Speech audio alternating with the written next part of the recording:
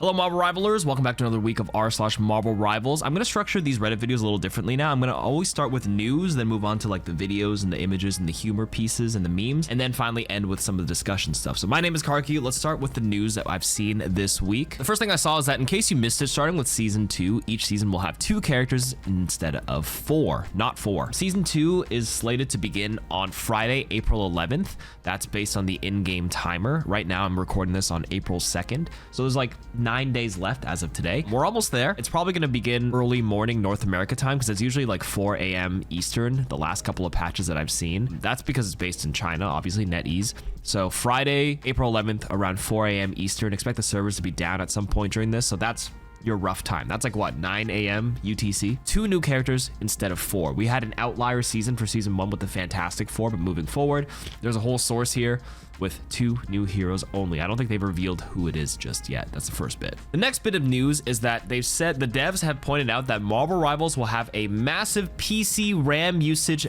fix for season 2. So I play on PC. There's some console players who watch these videos, but I assume most of you guys play on PC. Like, this game is so poorly optimized. It's no secret.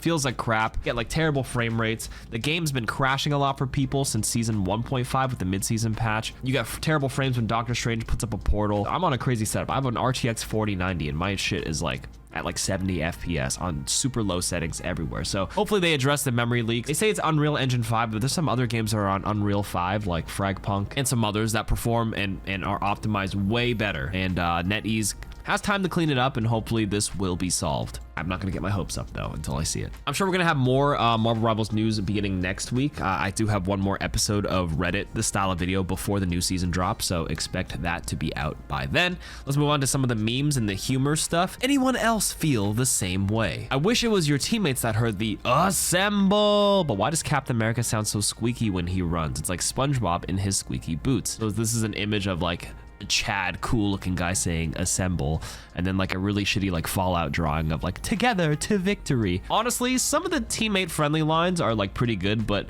I guess Captain America has a big difference in between the two. The enemy saying assemble sounds super strong, powerful, but your friendly Captain America is a lot more quiet, and I think they do that deliberately for the enemy voice lines to be a lot more powerful and loud, simply because it's easier to recognize when to react to something defensively. Like, imagine if Scarlet Witch didn't say pure chaos or something really loud, or even like Luna Snow. It's not even like that loud. It's just like, I am ready to put on a show as the enemy team. But I think for your teammate friendly one, it's like, it's the grand finale. It's less audio vomit and less like, you know, clutter to have a friendly one, and they make it a lot more subtle because it's nice to know what your teammate is using, but it's not as important to make sure you react accordingly to what the enemy is doing, is I guess the takeaway point here. I'm scrolling down in the comments, and I think one of these is like maximum pulse for Iron Man, but then it's just pulse charge fire with a little bird emoji for your friendly one. The point stands. It's not as important to see what your Iron Man is doing versus reacting to the maximum pulse for the enemy. All right, next post. Brand new portal blocking technology. Okay, we're on Hydra base. By the way, worst map in the game. One of the worst maps with these moving blocks. Doctor Strange opening a portal. I feel like I know where this is going. Oh. Venom is walking through the portal, and he's gonna twerk. If you guys have not been playing the game, there's a new Venom twerking emote, and I'm not even kidding. It's twerking, and he has eye emojis, and he literally just twerked in the portal against the enemy Strange, and then just blocked him from walking in, and the enemy team could not touch the point. Honestly, good shit post. You know, those cheeks can block. All right, next. I've seen enough. Increase Spider-Man's hitbox range. This is gonna be about the uppercut. Oh, god damn. God damn. So for the audio listeners, this is a Spider-Man uppercutting, and then the person's in the replay pausing it. It is really far. The hitbox of this is actually ginormous, and I found out that Spider-Man's uppercut is actually a 5-meter radius, which I didn't know, and it's surrounding him at the origin. So this next post on this video actually explains it a little further. So a lot of people, many people may need to see this. Now, we all know how Spider-Man is annoying, obviously. So Spider-Man's uppercut walks from 5 meters away. So you can see I'm within the 5-meter radius, 5-meter range. That's weird. How come I'm not hitting him? Okay. Yeah. So you guys see that I'm hitting the bot from 5 meters range. Now look at this. I am not facing the bots, but I'm within 5 meters. Watch. Are you guys seeing that? That is stupid. That should not be possible. I should not be able to hit you while I'm backing it, while my back is against you. Okay, so this post says addressing the elephant in the room, which obviously this user in the poster of the video says this needs to be patched or nerfed. And people have been complaining about Spider-Man's uppercut, just like that last post in this one. I think it's actually okay for his uppercut to have range, but it should be in a cone in front of him and not like an entire radius as with the origin point in the center. Because right now, as it stands, he's allowed to uppercut anybody within that big 5-meter circle. And I actually think it's okay to have a 5-meter range, first of all, because I think melee characters need that little bit of that forgiveness, or else they end up being really unplayable. But like Doomfist in Overwatch 1, for example, his uppercut was a frontal area only, and it was a pretty forgiving hitbox. I remember rocket punching and then uppercutting, and then like it would be a little bit below him as well, and you can pick people up with it, but you were unable to uppercut people from behind him. But Spider-Man's obviously works with a big radius behind him. Solve this issue by only making it from the front, like a 180-degree protractor, but obviously 3-dimensional. Cut the cone in half, slice it, and I think we're in a good medium ground where it doesn't feel as bullshit. Because like, if you're gonna uppercut, you should pretty much be looking at the person you're punching, and you know, even keeping the realism intact. With Spider-Man coming in, I don't want to punch someone and then suddenly there's like black magic happening behind me and they also get punched with my invisible arm coming out of my back. I do agree, it do needs to be slightly adjusted or fixed for sure. Next is a short video post. We are undefeatable, and then there's a no you're not with blessed emoji, praying hands emoji.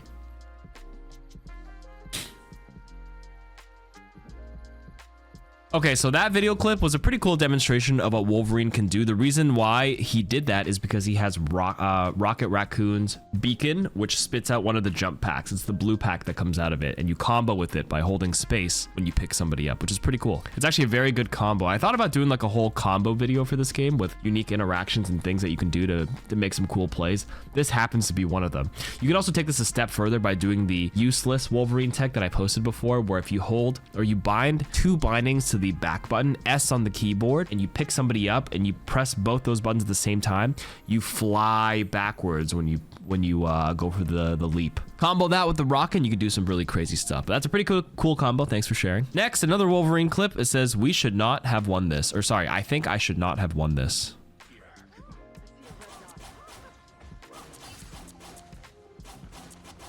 Okay, first of all, Wolverine is slashing a Groot wall. That does build your rage, by the way. So he's sitting at 100 rage energy right now, so he's gonna do a lot of damage. Good Wolverine tip, I guess. Oh, it's the trap. The death room. I've seen this clip before. The Groot walls everybody off in a box. Jeff spits them out because every time Groot attacks the person or somebody gets attacked near a wall, the wall will spit out and start damaging them. And this Wolverine just 1v2'd. He says he should not have won this. Silly, silly. Wolverine's probably the worst person to do this to. This Jeff missed 3 times. Proc this guy's passive. He has 350 health plus passive HP, and he's doing full damage. He does the ultimate, which CCs them. I mean, you say you shouldn't have won that, but like you spent 1 ult and picked 2 people up and stunned them. Wolverine has 2 built-in stuns. A, when he leaps on somebody, they're quote-unquote stunned because they can't press any buttons, and B, while you get picked up with the ultimate. So like, you had 2 stuns. Honestly, you kind of deserved to win that. I take it back because you could slash multiple people too. So this is a fun clip for TikTok. For those who don't know, like I just said, you Groot wall into a box. Jeff spit people out into them and then, you know, call it a death trap. But they didn't expend anything else other than like the Jeff ult to start it out, which is kind of useless. If I want to over optimize and over analyze this clip, like the Jeff picked up the Wolverine to buy time for this Groot to like build the walls. But I think as soon as the walls were done, he spat them out way too early. I'm pretty sure you can hold it way longer. Jeff did it too early. If you just continually sat in the ultimate, Wolverine's HP would slowly tick down a little bit more. Tick, tick, tick, tick, tick, tick, tick, tick, tick. Could have done a little bit more, and I think Wolverine lived with how much HP? 22 HP at the end. I blame that on Jeff. All right, we're gonna start moving on to, I think this is the last video, but it's a little bit of a discussion piece. The post says, it doesn't hurt for 1 DPS to be on defense duty. I don't see what's so hard about doing this. This should be normalized. You don't need Namor. All right, so it's a video of Scarlet Witch probably peeling for their teammate, right? And Scarlet Witch actually does percentage damage now. So does Iron Fist. There's 2 people in the game that do it besides Wolverine, right? It's a little bit more for tanks, not crazy. And Scarlet Witch has a little bit of a little mini stun built in, right? So I kind of get where this is going. And to open up the discussion where it doesn't hurt for one person to be on defense duty, I don't see what's so hard. Like Namor is one of the best like peelers in the game because of his squids, and it can like, you know, ward off the Black Panthers and the Iron Fists and like the Venom and the Spider-Mans pretty easily because you don't have to, you just put them down, you set it, forget it. This post isn't wrong though. When you play Marvel Rivals or you play a hero shooter, you have to assess what brings you more value to the team. There are cases where you don't have to be on defense duty. You go all in on offense and you trade backlines. Very annoying to play as a strategist or as a support player in Overwatch when it used to be like a Lucio Zen meta in like season 5 of Overwatch 1 2017. But that's how it went. Nobody peels for you, so you just die. Nobody has to play defense because my team will trade backlines. They're going to do the same thing. Even though I get dove, my team dives them.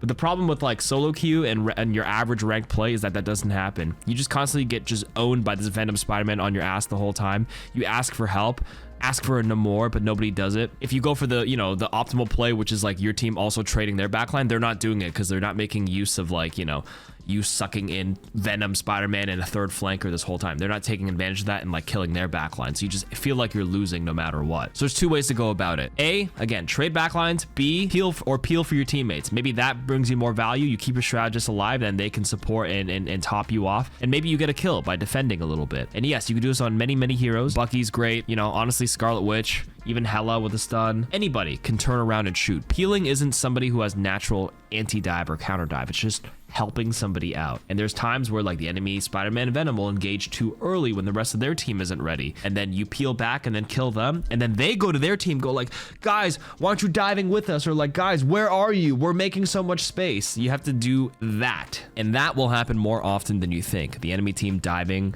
at a poor time. And then you not tunnel visioning on them and turning around and peeling and going on defense mode. So it's a good PSA here and a good point to bring up in a hero shooter. Figure out what brings more value. If you're unable to trade their backline, then just peel and defend, and then you'll be surprised at how easy it is to ward them off and maybe scare them off from doing it and, you know, confirm some kills in the best case scenario. All right, next discussion piece. Who in your opinion is the most difficult strategist? The person in question said Adam Warlock is the most mechanically demanding and the most mentally demanding is Loki. And honestly, I kind of agree with this. I think Adam is, you know, not mechanically demanding in terms of like clicking soul bond and clicking a person to heal because it's just one click. You're playing a hit scan hero for the most part. You're playing Hela, like budget Hela, with the secondary fire, which you have to kind of weave in when you figure out that's the right time. So there's a lot of mechanics to be a good Adam. If you're just an Adam that heals and whiffs all his shots, don't play Adam ever. Loki is actually not that mechanically hard. I'm a Loki main. You don't actually have to aim at the person. You aim at their feet. Because it's the projectile itself doesn't heal. It's the splash or the contact it makes and the area effect that comes with it that generates the damage or the healing. It's the same. That's why you usually aim at the feet because it has the biggest splash. Because if you aim directly at the target and they happen to strafe and it whiffs, it'll whiz by them and hit the wall in the back. Versus just aiming at their feet. Even if they strafe a little bit, you hit the ground beside them, it'll still splash and damage them or heal them depending on who you're targeting. Obviously there are some pretty decent mechanics involved with like managing the clones, but like it's a lot more like finesse on Loki and a lot more like aim mechanics specifically.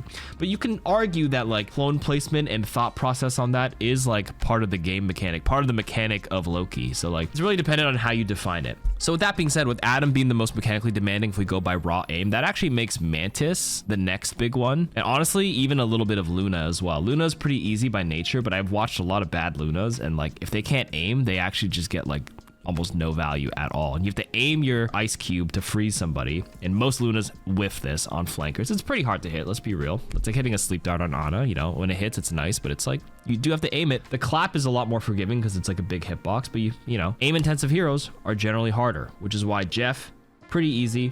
Rocket, pretty easy. Cloak and Dagger, very easy. Cloak, aim, very forgiving, and then with Dagger, you just kind of auto aims for you. Those two are the easiest. Those three are the easiest by far. And then Adam, Loki, Mantis, and Luna are like the tougher ones to play, quote unquote, and that's my opinion. Next post, they've updated the leaver penalty for leaving matches. I had to leave a match and accidentally queued up for another match when I was shutting off the game to go to work. 15-minute penalty starting from when I booted up the next game. Previously, the 15-minute counter would start when you left the offending match. I'm not upset. I'm happy that it's a real punishment now. Yeah, this was an accidental oopsies. He's not mad. Good, because like backfilling in this game is absolutely miserable. It makes for a better experience when people play out the whole game. Obviously, this was an an unintentional leave. It happens here and there. You just gotta roll with the punches and move on from that. But this is mostly to punish the intentional leavers and making it a bad quick match experience for everybody. Also, I will say the insta queue, accidentally queuing up another match, suffering from success, right? I think this top post made a good point. I wish they'd add a 5-second warm up to queue. Sometimes I accidentally press a square, which is on console, and then bam, match found at 0 seconds, suffering from success. Turn on streamer mode for queue delay. So this is one way around it, but like by default, I do think they should have just a little bit of warm up, like a 5-second buffer,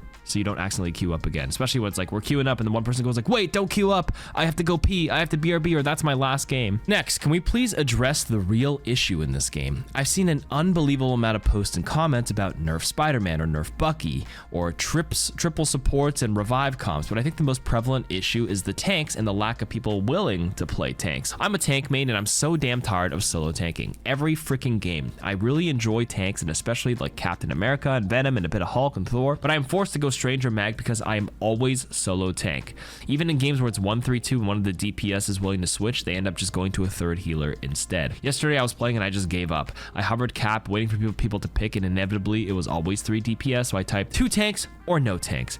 As you can imagine, no one switched ever. So I spent the day playing Spider-Man and dabbling with some Hawkeye. I don't get it. Is it that people think you can't get flashy scoreboard stats and no kills? If so, try like Venom or Thor. They are just DPS disguised as tanks. I almost always have one of the top elims and final hits. Is it lack of options? I genuinely don't get it. Tanks are fun, especially when there is 2 or more. And that's the problem. A lot of the tanks are not designed to be solo tanks, except for like Magneto, one of the best ones. Strange is acceptable, Groot is acceptable, but like it's very hard to solo Thor, solo Penny, for example. And it's not really just like a Marvel Rivals problem, it's a problem in all games, right? Not like Overwatch, not even just hero shooters. Literally any game, tanking is a thankless job. And in a lot of games, like soaking damage and like being a damage sponge for your team and walking up to make space is less fun than actually just playing DPS and clicking and getting kills and that dopamine hit. And for supports or strategists, you get the dopamine hit by always constantly getting that pew pew pew pew pew sound as Loki when I hit and heal a person. Like you're always like adding input, but sometimes on tanks, you just kind of have to stand there for a bit and figure out if this is the right place to stand. Or if you take too much damage, you have to sit there and hide and get topped off. Then you stand there with your strange shield or your mag shield for a bit. So it just feels less engaging and just thus less fun and like less popular. So like naturally you will end up, you know, having a lot more games with 1 tank because a lot of people don't want to do it, and then they never get into the role because even though there are some tanks that can benefit from 2, and then you don't always have to hold up your shield, especially if you have 2 tanks, you get your Thor to actually start whacking in and play like a DPS as disguise. We call those off tanks in Overwatch. Those are fun but very hard to play as solo.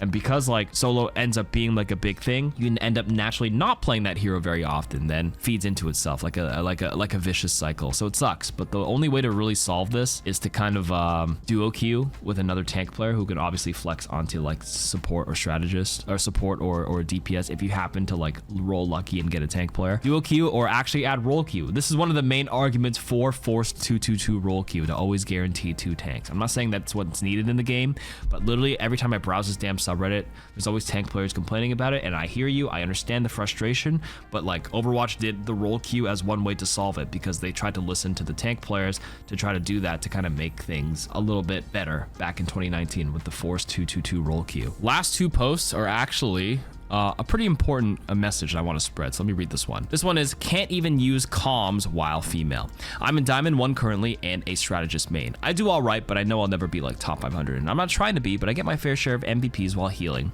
But as soon as I try to use comms or communications over to call out like a diver or something, I immediately have people straight up throw the game because quote unquote, there's a woman on our team, so we're gonna lose anyways. And if anyone else doesn't join the dog pile, they get ripped into for quote unquote white knighting, even if they've just stayed silent. I even get weird sexual threats. Do the majority of players just actually hate girls for existing? Like they don't have girlfriends or sisters or any common decency? It's getting old to lose games where a call out from me could have kept their healers up longer, but I can't, and I have to type my damn messages in chat and pretend to be a dude so that my teammates don't immediately start trying to feed. I'm super new to hero shooters, so maybe this is just normal regular shit, but it's the first time I've experienced it to this degree. To throw the game and potentially D-rank because there's a girl, is this actually fun for people? I have something to say, but like, I'm gonna go to this next post really quick because this is a PSA. Good, 24,000 upvotes. I'm surprised it's locked because people can't have a conversation about this, but just a reminder, if you harass other players in this game, make grape jokes, attack women, issue death threats, or do anything akin to this and say it's just trash talk, you're not welcome in this community. Get out. And it's a picture of Mr. Steve Rogers pointing at you. Thank you, Mr. Captain America, for giving this good message here. All right, to address the previous poster, yes, like there's a lot of men here with very poorly internalized biases and misogyny and like they just definitely did not grow up with proper manners or respect, and then they kind of lash out online. And it can't believe I have to say this, like it's actually ridiculous, and I hear you and I feel your frustrations, and like I try to do my part, and I'm going to explain how I feel to hopefully get other people to kind of join in on making the space a little bit better for you guys. The key to supporting women in online, multiplayer spaces is you have to do it in a way that feels genuine rather than performative or patronizing, or what did you say, white knighting earlier, right? And I find the best way to do that is to normalize their presence. Guys, we're watching this, you need to treat women as you would any other player. Like, you don't make it a big deal about them being there. You calm like normal, compliment their good plays like normal. Like, hey, good Star-Lord ult, good Strange ult, awesome. Like, literally, you want to add a sense of normalcy so they can feel like okay to come out and just calm and just be, just trying to play the damn video game, right? And I think the biggest like eye-rolling thing that a lot of women experience, you can correct me if I'm wrong, is the whole like, oh, you're good for a girl. You have to stop right there. The whole for a girl thing or for a woman is such like an internalized misogynistic thing to say. Like, just even if you're trying to mean well, I think I saw a clip of like Emiliath and somebody on Twitter the other day where it's like, no, don't take this the wrong way, but like you're actually really good on Star-Lord for a girl. But like you gotta check yourself right there. It's condescending and like very misogynistically rooted. Like when you say that for a girl or for a woman, when you're trying to compliment them, you're making their sex or gender the focus of the interaction rather than them just like making a good play. Aim isn't stored in the ball sack, fellas, all right? You don't have to like say that for a woman, you're good for a guy. Like nobody says you have good aim for a guy, because like but they say it for women because they're internally misogynistic, right? Also, if you actually like see some real toxic and sexist words coming out of your teammate's mouth, I found that the best thing to do is you actually have to confidently push back. It doesn't have to be like a whole debate with the person, because it's not a debate, obviously, because debate implies that there's like a logical reasoning to the argument they're making, but there's no logic here. It's not an argument. Like, you just have to like make your statement and be like, hey, like knock it off, chill, man. You got to do better. Like, just do better. Just shut up. Or I don't even say shut up, because I try not to like antagonize them any further, because I found that personally trying to combat these people in voice chat ends up making them more reactive, and it instigates them to like hurl even more, whatever, verbal vomit diarrhea at me that I'd rather not hear. So like I found it better to back up the women by like confidently dismissing what they're saying, their talk, and like show the toxic person that like, hey, that's not welcome here, be respectful, and that's it. I generally don't go for the whole big like argument route with these people, with the whole like, shut the fuck up, you piece of shit, blah blah blah, and like you insert a witty comeback, clap back here, and like as badly as I want to do that, I don't got that in me. Like, I've never been a big confrontational person. Every time I see stuff like that, I see it posted on socials because it's trying to send a message, but it's trying to get some laughs or some reactions because of their comeback and stuff. But I feel like if you do that, it makes it more about me, or like about the person who's like trying to clap back at the person, rather than like trying to like get it at its root, which is to like, hey, like calling out the shitty behavior and trying to make like, make the space better, rather than trying to make it about me, trying to get people to like see how witty my comeback is. And then they see that, and then the toxic person will try to like make a bigger comeback because they're also getting a reaction. Like, these people are not to be reasoned with. They're children, and they have like a child's mentality, even though they're like, 16 years old. They have like, anyways, now I'm getting a little emotional. Like, I try to lead by example, try to be respectful about the tone, not try to make it about me, and just be like, knock it off, man. Be better than that. And I want to lead by example, because that's how children learn best, right? You see a person and you kind of mimic their behavior. And if you combat them, they just, they're not going to change how they think in that moment ever. They've already made up their mind. They're misogynistic, they're sexist, whatever. They're just going to keep going back at you if you start getting emotional and going blah, blah, blah, blah. Then they go la, la, la, la, la, right back. If they hopefully one day reform, I'm big on reformation. If that's the right way to say it. Reformation. Lead by example. Do it in a respectful tone. I'm trying to be the adult in the room, and maybe one day they will knock it off. So with that being said, I encourage you guys watching this to confidently call it out when they see it, and that if these, sexist assholes try to reduce you to a white knight for calling out their bullshit, you're not a white knight. You're not trying to like save or rescue the damsel in distress on our team. You're just trying to make the damn gaming space more welcoming for women, less hostile, make it normal, normalize it, so they don't have to be freaking afraid to make comms and call outs in the game without them being told to get back in the kitchen. It's like absolutely outrageous. I lost my train of thought there. Hopefully I got my point across, and hopefully it meant well. Like, I'm being serious and genuine here. And that'll be all. Thanks for listening. See you guys next week. Bye-bye.